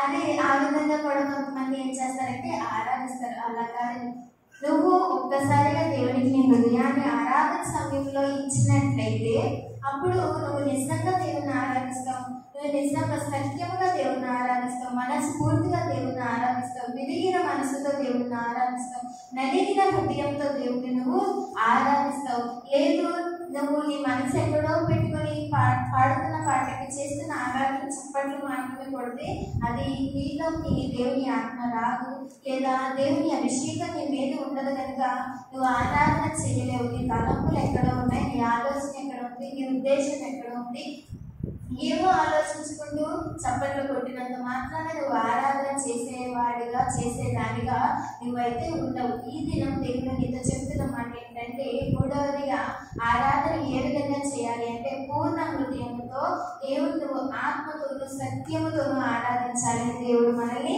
కోరుకుంటున్నాడండి. ఏ విధంగా మనం దేవుని ఆరాధించాలి అని అంటే పూర్ణ హృదయంతో మన దేవుని ఆరాధించాలి. మన హృదయం అంతా ఆయనకు అర్పించేసిన వారిగా, మన హృదయం అంతా ఆయన నీలమైపోయి ఆయనతో కలిసి విధముగా మనం అంతా అలాగా దేవుళ్ళు ఆరాధించిన వారిగా ఉంటే దేవుని అభిషేకం, దేవుని ప్రణాళిక, దేవుని యొక్క ఆత్మ మనలోనికి వస్తుందని దేవుని వాటి మనకి తెలుస్తుందండి. 4వదిగా 4వ నియమం అపోస్తలుల కార్యం 17వ అధ్యాయం. అపోస్తలుల కార్యములు 17వ అధ్యాయం 11వ వచనాన్ని మనం చదువుకున్నాం. వీరు దెస్సలోనికలో ఉన్న వారికంటే నన్నులై ఉండిరి కనుక ఆసక్తితో వాక్యమును అంగీకరించి పౌలులు సీలయును చెప్పిన సంగతులను అలాగున్నవో లేవో అని ప్రతిదినము లేఖనమును పరిశోధించుచు వచ్చి. 4వదిగా దేవుని మందిరంలో పాటించవలసిన నియమము ఏంటి అని అంటే దేవుని వాక్యమును శ్రద్ధగా విని వివేచించాలంటండి. దేవుని వాక్యమును శ్రద్ధగా విని వివేచించాలి. 4వదిగా ఈ నియమం దేవుడు మనకి చెప్తున్నాడు. చెప్పాలి కదా. మళ్ళీ మొదటికి వెళ్దాం. మనం ఏంటి అంటే మందిరానికి వచ్చాం, ఈ టైంలో వచ్చేసాం దేవుని దగ్గరికి. 10 minutes ముందే లేదా 10 నిమిషాల ముందే మందిరం ప్రార్థన ప్రారంభం అవ్వక ముందే దేవుని మందిరానికి వచ్చేసాం. అందరం కూర్చున్నాం. పాస్టర్ గారు వచ్చారు, ప్రార్థన ప్రారంభించారు. ప్రారంభించగానే రెండవదిగా మనం ఏం చేసాం? అందరము కలిసి దేవుని మహిమపరచాం. ఏ విధంగా అంటే పాటల ద్వారా దేవుని మహిమపరచాం. నెక్స్ట్ 3వదిగా ఆరాధన సమయంలోకి మనం వచ్చాం. ఆరాధన సమయంలో దేవుని పూర్ణ హృదయంతో, ఆత్మతోను, సత్యముతోను మనం ఆయన ఆరాధించాం. మీకు అర్థమైంది కదా నేను చెప్పేది? ఈ నియమాలు నేను ఏ విధంగా చెప్తున్నాను అనేది మీరు గ్రహించుకొని ఆలోచించండి. నేను ఎలా చెప్తున్నాను, ఫస్ట్ స్టార్టింగ్ నుంచి ఏ విధంగా మనం ఉండాలి అనేది మనం స్టెప్ బై స్టెప్ వెళ్ళాలి అని చెప్పాలి. మీకు ఒక ఎగ్జాంపుల్ చెప్పాను. ఏంటి, కూర ఉన్నప్పుడు కూరంతా ఉండేసి నూనె అనేది మనం వేయము కదా. అలాగే దేవుడి మందిరంకి వచ్చినప్పుడు కూడా ఒకదాని తర్వాత ఒకటి ఏ విధంగా మనం చేయాలి అనేది దేవుడు మనకి ఒక్కొక్కటిగా చెప్తున్నాడండి. ఇది మనం వాక్యాన్ని దగ్గరకు వచ్చాము. వాక్యం ఏ విధంగా వినాలి, ఏ విధంగా విని వివేచించాలి అని చెప్పి దేవుడు ఇక్కడ మాట్లాడుతున్నాడు. 3 పనులైతే మనం చక్కగా చేసాం, శ్రద్ధగా చేసాం. దాన్ని బట్టి దేవుడు గర్వపరుచుకున్నాడు, ఘనత తెచ్చుకున్నాడు. 4వదిగా దేవుని వాక్యము వినే సమయానికి మనం వచ్చాము. వాక్యము ప్రారంభమైంది. అప్పుడు మన మనసు ఏ విధంగా ఉండాలి, ఏ విధంగా దేవుని వాక్యం వినాలి అంటే ఇక్కడ పౌలు గారు అపోస్తలులకు రాసిన అపోస్తలుల కార్యములు 17వ అధ్యాయం 11వ వచనంలో మనకి ఇక్కడ ఆయన ఒక దేశం గురించి, ఒక ప్రాంతం గురించి చెప్తూ ఉంటారనమాట. ఎవరు అంటే బెరియా సంఘమునకు వాళ్ళు అక్కడ సువార్త ప్రకటిస్తూ ఉంటారు. పౌలు శీల అక్కడ పౌలు గారు, శీల గారు అక్కడికి వెళ్ళి వాక్యం ప్రకటిస్తూ ఉంటారు. వాళ్ళు ఏం చేస్తారంటే ఆ వాక్యము విని వాటిని దేవుని నమ్ముకున్నారండి. వారు చెప్పిన మాటలు దేవుడు వారిని కదిలించి వారు సువార్త ప్రకటిస్తున్నప్పుడు వారికి మారు మనసు కలిగించి ఆ ప్రదేశం వారికి అక్కడ దేవుని నమ్ముకోవడం స్టార్ట్ చేయదు. వారు చెప్పిన వాక్యం ఏదైతే ఉందో వారు విని ఏం చేస్తున్నారంటే ఈ పాస్టర్ గారు చెప్పినవి నిజమా కాదా, జరిగినవా కాదా, ఉన్నవా లేవా అని చెప్పి వారు ఏం చేస్తున్నారంటే వాటిని వివేచిస్తున్నారు. లేదా లేఖనములను తిప్పి చదువుతున్నట్లుగా తిరిగి వాళ్ళు చెప్పేసిన తర్వాత వాళ్ళ ఇంటికి వెళ్ళిపోయి తర్వాత వేరే చోటకి వెళ్ళి వాళ్ళు ఏం చేస్తున్నారంటే ఈరోజు పాస్టర్ గారు వాక్యం చెప్పారు, ఇక్కడ ఈయన ఇలా చెప్పారు, పౌలు గారు, శీల గారు ఈరోజు ఇలాగా చెప్పారు కదా, అది నిజమా కాదా, ఉన్నవా లేవా, జరిగిందా లేదా అని చెప్పి వారు వాక్యాన్ని చదువుతున్నట్లుగా వాటిని తిరిగి మళ్ళీ ధ్యానిస్తున్నట్లుగా మనకి కనపడుతుందండి. ఇది మనము దేవుని సన్నిధికి వస్తున్న మనము క్రైస్తవులు మనము వాక్యాన్ని విని వెళ్ళిపోవడమే కాదు, కానీ ఈ రోజు దేవుని సేవకులు ఏ వర్తమానం అయితే మనకు అందించారో, ఈ రోజు వాక్యం చెప్పిన వారు ఏదైతే మనకు చెప్పారో వాటిని మనం గుర్తించుకొని వాటిని మర్చిపోకుండా ఇంటికి వెళ్ళి మళ్ళీ ఈ రోజు చెప్పారు కదా ఇది ఎంతవరకు నిజము అనేది మనం తిరిగేయాలంటే మళ్ళీ చూడాలంటే అప్పుడు మనం దేవుని వాక్యమును కరెక్ట్గా చేసిన వారిగా ఉన్నామని, ఇది కూడా ఒక నియమం అని దేవుడు మనతో మాట్లాడుతున్నాడు. ఏం చేయాలి అంటే ఈరోజు వాక్యం ఇక్కడతోనే విని ఈ చౌక విని ఆ చౌక గేట్ దాటగానే వదిలేకుండా ఏం చేయాలి అని అంటే గుర్తు పెట్టుకొని ఇంటికెళ్ళి ఈరోజు వాక్యం చెప్పారు కదా, ఇది జరిగింది కదా, అసలు ఇది ఎందుకు చెప్పారు, ఎందుకు వచ్చింది, ఎందుకు ఇలా మాట్లాడారు అని చెప్పి తిరిగి చదువుతున్న వాళ్ళం మనం ఏం చేయాలి అంటే మళ్ళీ బయటలో ఉంచేసి మళ్ళీ చెప్పి ఒకదాని తరగతి ఆలోచించి ధ్యానించాలని దేవుని వాక్యం మనకి సెలవిస్తుంది. ఇక్కడ భక్తులైన వారు, దేవుని బిడ్డలైన వారు అదే విధంగా చేశారని చెప్పి మనకి ఇక్కడ లేఖనంలో కనబడుతుంది. ఈ యొక్క మన మందిరంలోకి వచ్చినప్పుడు ప్రారంభం నుంచి ఏ విధంగా ఉంటామో ఈ వాక్యం సమయంకి వచ్చేటప్పుడు కూడా మన వాక్యం మొదటిగా శ్రద్ధగా ఉండాలి. ఏ విధంగా మనం వచ్చి వాక్యం స్టార్ట్ అవుతాను ఎక్కడికి కలగకుండా మన మనసు ఈరోజు ఏం చెప్తున్నారు, నా గురించి గురించి ఏమైనా మాట్లాడుతున్నారేమో, ఈ రోజు నేను మనసుని ఏమైనా మార్చుకోవాలేమో, నేను ఇంకా ఏమైనా తప్పులు చేస్తున్నానేమో, నేను ఇంకా దేవుళ్ళో దేనికైనా తక్కువగా ఉన్నానేమో, ఇంకా దేనికైనా దొంగలిస్తున్నానేమో, ఇంకా చేయకూడదు ఏమైనా చేస్తున్నానేమో, ఇంకా దేవునికి కావాల్సిన ఏమైనా నాకు ఉన్నాయేమో, ఇవన్నీ ఆలోచించుకుని మందిరంలో కూర్చొని ఈరోజు వాక్యం స్టార్ట్ అవగానే దేవుడు మనతో ఏం మాట్లాడుతున్నాడు, ఎలా మాట్లాడుతున్నాడు, ఏ విధంగా దేని నుండి ఏ వాక్యం నుండి ఈ సేవకులు మనతో మాట్లాడారు అనేది ప్రతి ఒక్కరి శ్రద్ధగా గ్రహించుకునే వారిగా మనం ఉండాలి. తర్వాత మనం ఎన్న వాక్యం ఏదైతే ఉందో, ఇక్కడ పాస్టర్ గారు చెప్పేది మనం గొప్ప వాక్యాన్ని సారి మాత్రమే చదువుకోగలం కదండి. మనం అంతని ఎక్కువ టైం చదువుకోవడానికి ఉంటుంది, ఎందుకంటే మనం వినాలి. ఇక్కడ పాస్టర్ గారు ఏం చెప్తున్నారు, సేవకులు ఎవరైతే ఇక్కడ వాక్యం బోధించే వాళ్ళు ఏం చెప్తున్నారో అది వినాలి. కానీ మనం ఈ వాక్యాన్ని చదువుకుంటూ ఉంటానికి అవ్వదు. కాబట్టి ఇక్కడ వాక్యం విని మనం ఇంటికి ఆ యొక్క డిఫరెన్స్ లో, ఆ అధ్యాయంలో ఆ వాక్యములు పాస్టర్గా చెప్పింది ఉందా, లేదా అక్కడ బోధించిన వాక్యమే ఉందా లేదా అనేది మనం విన్నవి అవి అంతా రిమైండ్ చేసుకొని, రీకాల్ చేసుకొని, అంతా జ్ఞాపకం చేసుకొని దాన్ని చదువుతూ మనం ఉంటే కనుక దేవుని వాక్యంలో మనము ఉన్నవారిగా, దేవుని వాక్యం గ్రహించుకున్న వారిగా, దేవుని నియమం ఒకటి పాటించిన వారిగా మనం ఉంటామని దేవుని వాక్యం మనకి తెలుస్తుందండి. మనం ముందుగా అపోస్తలుల కార్యం 12వ అధ్యాయం 5వ వచనాన్ని చదువుకున్నాం. అపోస్తలుల కార్యం 12వ అధ్యాయం 5వ వచనం. పేతురు చెరసాలలో ఉంచబడెను. సంఘమైతే అతని కొరకు అత్యాశక్తితో దేవునికి ప్రార్థన చేయించుండెను. నెక్స్ట్ 5వది ఏంటి అంటే ప్రార్థనలో ఏకీభవించడం. దేవుని మందిరానికి వస్తున్న మనము 5వ నియమం ఏంటి, ఏం చేయాలి అంటే దేవుని ప్రార్థనలో లేదా ప్రార్థన చేసినప్పుడు ఏకీభవించాలండి. మొదటిగా మొదటికి వెళ్దాం. మొదటిగా మనం ఏం చేయాలి, సమయం. ఇప్పుడు మనం ఒక ఎగ్జాంపుల్గా మనం చేస్తున్నట్లుగానే మనం వద్దాం ప్రార్థనకి. ఈరోజు ఆదివారం అయితే ప్రార్థనకి అయితే వచ్చేసాం. 11 గంటల కంటే ముందే వచ్చేసాం కదండి. 10:50కి ఇక్కడ ఉన్నాం.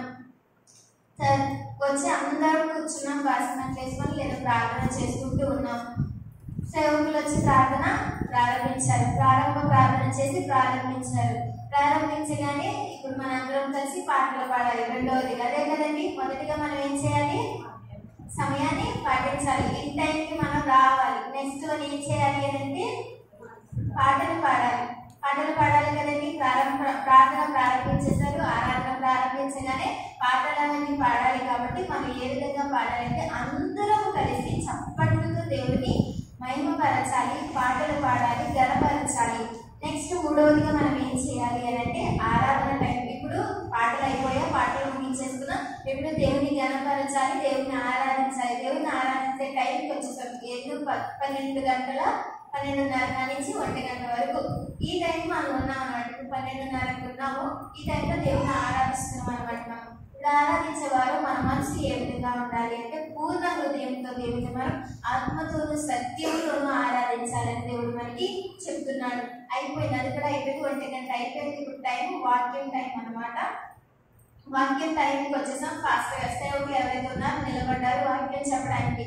ఇప్పుడు మన మనసులో ఏ విధంగా ఉండాలి అంటే తెలుగు దేవుడు నాతో ఎలా మాట్లాడుతున్నాడు, ఏది మాట్లాడినా అవి నేను తీసుకొని ఆ విధంగా ఉండటానికి రెడీగా ఉండే విధంగా మన హృదయమును మనం చక్కపరచుకోవాలి, ఆ విధంగా రెడీ చేసుకోవాలి. తర్వాత ఏం చేయాలంటే చెప్పిన వాక్యము అదా కదా, ఉందా లేదా, అవునా లేదా అనేది క్లారిఫికేషన్ చేసుకోవడానికి, లేదా ఆ విధంగా ఉన్నాదా లేదా తెలుసుకోవడానికి మనం ఇంటికి వెళ్ళి దాన్ని చదవాలని దేవుని వాక్యం మనకు సెలవిస్తుంది. 4 పనులు మనం చేసేసాం కదండి ఇప్పుడు వరకు. ఇప్పుడు 5వ పనులకు మనం వచ్చాము. ఏంటి అంటే ప్రార్థన చేసుకుంటాం కదా. మందిరంలోకి వచ్చాక అందరి అవసరతల నిమిత్తము అందరి కోసం ప్రార్థన అనేది మనకి జరుగుతూ ఉంటుంది. ప్రార్థన చేస్తూ ఉంటారు సేవకులు. అయితే ప్రార్థన చేస్తూ వాక్యం అయ్యాక కొంతసేపు కొన్ని చర్చలు ఎలా అంటే వాక్యం అవగానే ప్రార్థన ప్రారంభిస్తారండి. అంటే సంఘం కొరకు కానీ ఇప్పుడు వరకు జరిగిన కార్యక్రమం కొరకు కొంతసేపు సంఘ అవసరాల కొరకు మన క్లాస్లో పాస్టర్గా చేస్తున్నారు కదండి హీలింగ్ ప్రేయర్. అలాగే వాళ్ళు ఏం చేస్తారంటే ఆఖరి ప్రార్థన కాకుండా కొంతమంది ప్రార్థన కానీ కొంతసేపు ప్రార్థనలో నడిపించాలి అని చెప్పి ప్రార్థనలు నడిపిస్తారన్నమాట. ఇప్పుడు ఆ ప్రార్థన మనం చేసుకుంటున్నామనే ఆలోచనతో మనం ఉందాం. ఇప్పుడు అది మన లాస్ట్ జరిగే ప్రార్థన, ఇది కూడా కలిపి మనం ప్రార్థన చేస్తున్నట్టుగా మనం ఆ ప్రార్థనలో ఉన్నామన్నమాట. మనం ఏం చేయాలంటే ఏకంతో లేదా ఏకీభవించి అక్కడ ఏ ప్రార్థన అయితే జరుగుతుందో, ఎవరి కోసం అయితే ప్రార్థన చేయకున్నారో, ఏ ప్రార్థన అవసరం మనకి చెప్పి ఉన్నారో, ఏ ప్రార్థన అవసరం మనకు తెలుస్తుందో దానిని మనం ఏకీభవించి ప్రార్థన చేయాలండి. ఇక్కడ అపోస్తలుల కార్యం 12వ అధ్యాయం 5వ వచనంలో మనకు కనబడిన మాట, అందరికీ తెలిసిన మాట, ప్రతిసారి వింటున్న మాట. పేతురు సరసాల్లోకి వెళ్తారు. పేతురు సరసాల్లో వెళ్ళినప్పుడు వాళ్ళ సంఘం, పేతురు గారి సంఘం ఏదైతే ఉందో, పేతురు గారి కోసం ప్రార్థన చేస్తున్నట్లుగా ఒక గదిలో ఉండి అందరూ కలిసి అత్యాశక్తిలో ప్రార్థన చేస్తున్నట్లుగా కనబడుతుంది. అంటే వారు ఒకే విధంగా, ఒకే మాటతో, ఒకే తలంపుతో, ఒకే ఆలోచనతో వారి యొక్క సేవకుల కోసం ప్రార్థన చేస్తున్నట్లు. ఆయన చెరసాల్లో ఉన్నారు, జైల్లో ఉన్నారు, మా సేవకులు మాకు లేకపోతే మాకు వర్తమానం ఎక్కడికి దేవుల్లో మేము ఎలా నడవగలమని వారికి బాధ కలిగి, ఆలోచన కలిగి, ఆశ కలిగి, సేవకులు కావాలి మాకు అనే ఆలోచనతో ఆ సంఘం అంతా కలిసి పేతురు కోసం ప్రార్థన చేస్తున్నారు.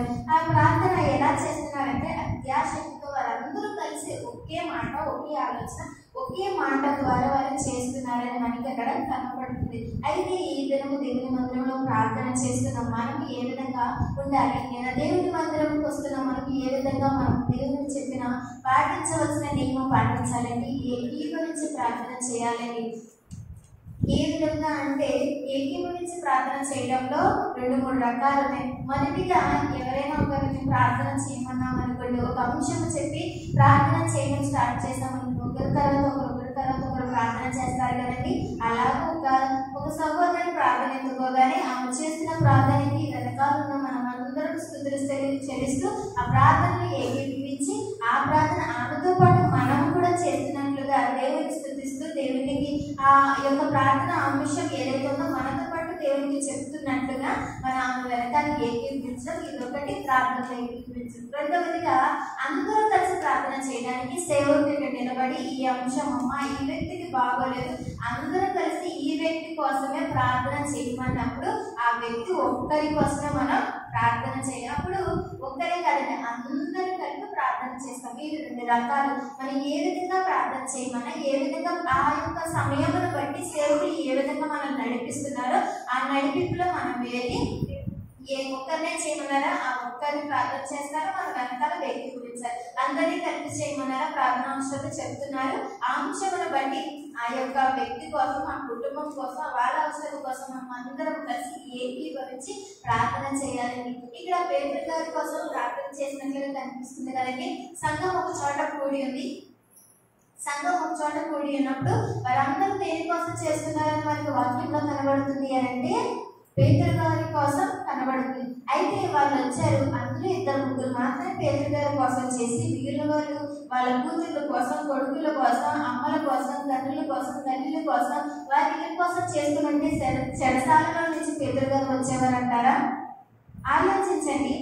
ఏకీభవించి మనం ప్రార్థన చేయాలి అని అన్నప్పుడు అక్కడ ఏ అంశం చెప్తున్నారో ఆ అంశంలో మాత్రమే మనం ప్రార్థన చేయాలి. నీ అంశం వచ్చినప్పుడు నీ అంశం ప్రార్థన చేయాలి. అక్కడ ఎవరి కుటుంబం కొరకు చెప్పినా, ఎవరు ఏ అవసరం చెప్పినా, ఏ మాట సేవకుల నోటి నుంచి చేయమని చెప్పినా ఆ అంశం నిమిత్తమే ప్రార్థన చేయాలి. సేవకులు ఉన్నారండి, ఇప్పుడు మీరు సేవకుల దగ్గరకు వచ్చి ప్రార్థన చేయించుకుని ఉంటారు. ప్రార్థన చేయించుకున్నప్పుడు మీరు నాకు ఈ అవసరం ఉంది పాస్టర్ గారు లేదా పాస్టర్ గారు వచ్చి ఇది నాకు ప్రార్థన చేయండి అన్నప్పుడు పాస్టర్ గారు మీ గురించి కాకుండా ఇంకొకరి గురించి చేస్తే మీ మనసులో మీరు ఏ విధంగా రియాక్ట్ అవుతారని చెప్పండి. బయటికి మీకు ఎంత కోపం వస్తుంది, నేను చెప్పిన వాళ్ళ గురించి, ఎవరో గురించి ఎందుకు చేస్తున్నారు అని మీరు అనుకుంటారా లేదా? అక్కడ ఎవరి గురించి చేయాలి ప్రార్థన చెప్పండి. ఎవరి గురించి చేయాలి ప్రార్థన? చెప్పిన వాళ్ళ గురించి చేయాలి. కాకుండా వాళ్ళ కుటుంబం కోసం, సేవకుల కుటుంబం కోసమే చేస్తున్నారు అనుకోండి, మీకు ఎలా ఉంటుందో చెప్పండి. అలాగే ప్రార్థన అంశంలో చెప్పినప్పుడు దేవునికి కూడా అలాగే అనిపిస్తుందండి. అక్కడ చెప్పిన అంశం ఏంటి? దేవునికి అనిపిస్తుంది కదా. మీరు చేస్తున్న ప్రార్థన ఏంటి? దేవునికి అనిపిస్తుంది కదా. కొన్ని వేల మందిని కూర్చోబెట్టి గట్టిగా ప్రార్థన చేయమన్నా నువ్వు ఒక్కొక్కరు ఏం ప్రార్థన చేశారో నీ నోటి నుంచి ఏమేం పలుకులు బయటకు వచ్చాయో ప్రతి ఒక్కరికి చెప్పగలరు. మీ అందరూ కలిసి వెళ్ళిపోయి ఏ దేవుడికి వినపడలేదు లేదా దేవుడికి అర్థం కాదేమో అని మీరు అనుకోవచ్చేమో, కానీ మీ పక్కన ఉన్న వాళ్ళకి అర్థం కావచ్చు, సేవలకు అర్థం కాకపోవచ్చు. కానీ దేవుడు మనల్ని చేసిన దేవుడు ఆయన జ్ఞానం కలిగిన వాడు, గొప్పవాడు, శక్తిమంతుడు. కాబట్టి నువ్వు చేసిన ప్రార్థన ఎవరి కోసం చేస్తున్నావో, ఇక్కడ ఎవరి గురించి చేయమన్నారు, ఏ విధంగా ఉండమన్నారు అనేది నువ్వు దేవుడు కంపల్సరీ నేను గ్రహిస్తూనే ఉంటాడు. నీ గురించి ఆమె ఏం చేస్తుంది, ఆమె ఏమని ప్రార్థన చేస్తున్నా ఆ ప్రార్థన ఆలకించాలి లేదా వీళ్ళందరూ ఎవరైతే ఉన్నారో ఒకే మనసు కలిగి ఒకే అంశం మీద ప్రార్థన చేస్తున్నారా లేదా అనేది ప్రతి ఒక్కరిని కూడా దేవుడు వింటూనే ఉంటాడు, చూస్తూనే ఉంటాడండి. ఈ దినం దేవుని మందిరంలో పాటించవలసిన నియమం ఒకటి ఏంటంటే, ప్రార్థనలో మనం ఏకీభవించిన వారిని ఏకీభవించి ప్రార్థన చేసేవారిగా ఉండాలని దేవుని వాక్యం మనకి చెప్తుందండి. మరొక దాంట్లో మనం వెళ్ళడం ఇది ఒకటి చెప్పుకొని మనం వాక్యాన్ని ముగించుకున్నాం. కీర్తనలు 100వ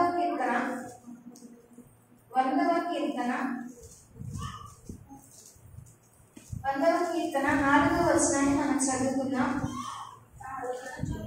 కృతజ్ఞతార్పణలు చెల్లించుచు ఆయన గుమ్మములలో ప్రవేశించుడి, కీర్తనలు పాడుచు ఆయన ఆవరణంలో ప్రవేశించుడి. ఇక్కడ చాలండి. కీర్తనలు 100వ కీర్తన 4వ వచనం మొదటి లైన్లో మనకు కనబడుతున్నది ఏంటి అంటే, కృతజ్ఞత అర్పణలు చెల్లించుచు ఆయన గుమ్మంలో ప్రవేశించుడి. 6వదిగా దేవుని మందిరంలోకి వస్తున్న మనము ఏ విధంగా ఎలాంటి నియమం పాటించాలంటే, కృతజ్ఞత కానుకలు అనేవి మనం చెల్లించాలి అని దేవుని వాక్యం మనకి సెలవిస్తున్నాడు. దేవుడు మనకి సెలవిస్తున్నాడు. మళ్ళీ మనకి వెళ్దాం. మనం మీ అందరికీ అర్థం కావాలి కాబట్టి మనం ఏ విధంగా వస్తున్నామని మరొకసారి త్వరగా మనం చెప్పుకొని ముందుకెళ్తాం. మొదటిగా మనం మందిరానికి వచ్చాం, సమయానికి వచ్చామని అనుకున్నాం కదండి. సమయానికి అయితే అందరం వచ్చేసాం. ప్రార్థన ప్రారంభమైంది. ఇప్పుడు అందరం కలిసి దేవుణ్ణి కనపరుస్తున్నాం, పాటల ద్వారా ఆరాధిస్తున్నాం లేదా ఆయన మహిమపరుస్తున్నాం. 3వదిగా ఆయన పూర్ణ హృదయముతో దేవుణ్ణి ఆత్మతోనూ సత్యముతోనూ ఆరాధిస్తున్నాం. తర్వాత వచ్చేసి వాక్యమును శ్రద్ధగా విని ఏం చేస్తున్నామంటే, మళ్ళీ ఇంటికి ఈ రోజు చెప్పింది నిజమా కాదా, అవునా లేదా అనేది మళ్ళీ తిరిగేసి మనం దేవుని దగ్గర ఈరోజు చెప్పిన వాక్యం బట్టి మళ్ళీ తెలుసుకుంటున్నాం. నెక్స్ట్ 5వదిగా వచ్చేసి చేస్తున్న ప్రార్థనలో అందరం కలిసి ఏకీభవించి ఒకే దాని మీద ఒకే పడవలో మనందరము వెళుతున్నాం. 6వదిగా ఆఖరిగా కృతజ్ఞత కానుకలు చెల్లించడం అన్నమాట. దేవుని మందిరానికి వస్తున్నాం మనము. ఏ విధంగా అంటే దేవుడు మనకి చెప్తున్నాను, అందరికీ తెలిసిన దేవుడి మందిరానికి వస్తాం, కానుకల సమయంలో కానుకలు అనేది మనం అర్పిస్తామని. అది కూడా దేవుని మందిరంలోకి వస్తున్న వారికి మనకి ఏదైతే ఉందో అది ఒక నియమం, అది కూడా మనం చేయవలసిన ఒక పని అని దేవుడు మనకి చెప్తున్నాడు. అయితే మనం ఎవరైనా మనకి హెల్ప్ చేస్తే, ఇప్పుడు ఎవరైనా మనకి ఏదైనా హెల్ప్ చేశారనుకోండి, ఏదైనా సహాయం చేశారనుకోండి, అది మీకు చాలా అవసరమైంది, చాలా విలువైనది, అది ఆ టైంలో అది జరగకపోతే మీ పరిస్థితి ఏమై ఉండేది. అలాంటి సిచ్యువేషన్ వచ్చినప్పుడు ఒకరు మీ దగ్గరికి వచ్చి సహాయం చేస్తారు. సహాయం చేసినప్పుడు అదే వ్యక్తికి ఒకసారి ఏమైందంటే, అలాంటి సహాయం అవసరపడినప్పుడు మీలో ఒక మనస్సాక్షి అనేది ఉంటుంది కదండి. ఆ రోజు ఈ వ్యక్తి నాకు ఇలా సహాయం చేశాడే, ఆ రోజు ఈ వ్యక్తి నేను చావు బతుకుల మీద ఉన్నప్పుడు నాకు చాలా సహాయపడ్డాడు, చాలా సహాయం చేశాడు అన్నప్పుడు మీరు ఏం చేస్తారు, తిరిగి ఆ వ్యక్తికి కూడా అలాంటి సహాయం లేదా అలాంటి అవసరం వచ్చినప్పుడు తిరిగి సహాయపడతారు కదండి.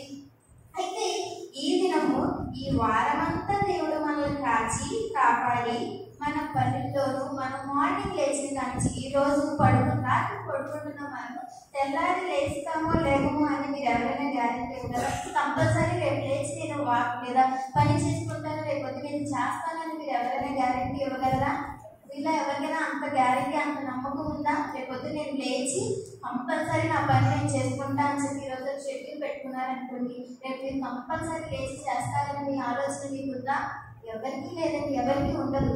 అయితే కానీ ఈ వారమంతా దేవుడు మనం అలా అనుకుని రాత్రి పడుకుంటూ ఉంటామో లేదో రేపు ఏం జరిగింది అని అలా ఆలోచనలో మనం పడుకొని తిరిగి మళ్ళీ చక్కగా కళ్ళు తెచ్చి సంతోషంగా మళ్ళీ మన పని మనం చేస్తున్నాము అని అంటే వారమంతా సోమవారం నుంచి శనివారం వరకు దేవుడికి లేదు మన పనుల్లో మనకి సహాయం చేస్తున్న దేవుడిని మనం ఒక్కరోజు మాత్రమే ఆరాధిస్తాం. ఆ రోజున మనకి సహాయపడిన వ్యక్తికి లేదా మనకి సహాయం చేసిన వ్యక్తికి పొద్దున్న లేచిన కానీ తిరిగి రాత్రి మళ్ళీ పడుకునే వరకు ప్రతి ఒక్క పనిలో, ప్రతి ఒక్క నడవడిలో, ప్రతి ఒక్క పని అన్నిటిలో సహాయం చేస్తున్న వ్యక్తికి మనం కూడా ఏదో ఒకటి చేయాలి కదండి. అది ఏంటి అంటే అర్పణ. అయితే కృతజ్ఞత అర్పణ కింద మనం దేవునికి తీసుకురావాలి అని దేవుడు మనకి సెలవిస్తున్నాడు. మనం వారమంతా దేవుని దగ్గరకు వచ్చి అయ్యా నాకు ఇది చెయ్యి, అది చెయ్యి, అది చెయ్యి, నాకు ఈరోజు పనికి వెళ్తున్నాను, నేను ఈ పని మీద బయటకు వెళ్తున్నాను, అయ్యేలా చెయ్యి అని చెప్పి ప్రార్థన చేసుకొని వెళ్తారు. ఆ మీరు వెళ్ళగా నా పని అయిపోతుంది. ఇప్పుడు ఆదివారం వచ్చినప్పుడు మీకు చేసిన పనికి ఫలితంగా దేవుని దగ్గరికి మీ యొక్క కానుకను తీసుకొచ్చి దేవునికి అర్పించాలి అనేది దేవుని నియమంగా, ఇది కూడా దేవుని మందిరంలోకి వస్తున్న క్రైస్తవులు పాటించవలసిన ఒక నియమంగా ఉందని ఈ దినం నేను మీతో చెప్తున్నాను. ఈ రోజు దేవుడు మనకి తెలియచేసి మందిరంలో పాటించవలసిన నియమాలు ఏవైతే ఉన్నాయో ఒకదాని తర్వాత ఒకటి మనము పాటించిన వారిగా ఉంటే వీటిని మనం తెలుసుకొని గ్రహించుకొని ఈరోజు దేవుడు మీతో మాట్లాడాడు, ఈరోజు నేను ఇది చేయలేదు, నేను టైంకి రాలేకపోయానేమో, లేదా నేను ఈరోజు టైంకి వచ్చాక పాటలు పాడలేకపోయాను, కానీ ఆరాధన చేయలేకపోయానేమో, లేదు ఆరాధన చేసే వాక్యం వినలేకపోయాను, ఏమో ఏది అందరిలో ఏదో ఒక ఫాల్ట్ అనేది ఉంటుంది, ఏదో ఒక తప్పు ఎవరిలో లేకుండా ఉండదు. జీవితం కావచ్చు అందరూ అంత చక్కగా, అంత నిజంగా, అంత యథార్థంగా ఉన్నవారు ఎవరు లేరండి. ఎవరిలో కూడా చిన్నగా అయినా మనకి ఫాల్ట్ కనిపిస్తుంది. ఈరోజు మందిరంలోకి వస్తున్న మనము క్రైస్తవులమైన మనము పాటించవలసిన నియమాలన్నింటిలో ఏదైనా ఒక్కటైనా సరిపోలేదేమో, దేవుని వరకు వెళ్ళటానికి అది తోడ్పడలేదేమో.